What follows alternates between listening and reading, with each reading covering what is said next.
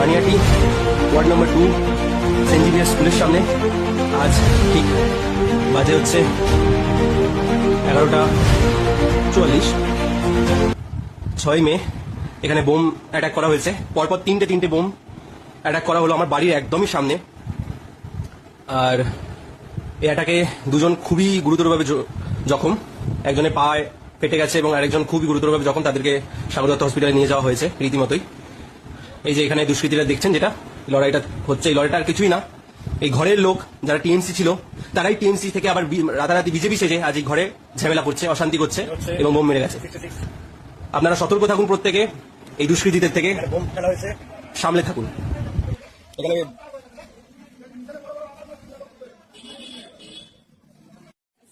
মেরে দিল পাইবো ভালো করছিল কে সুরা দাঁড়িয়ে ছিল এখানে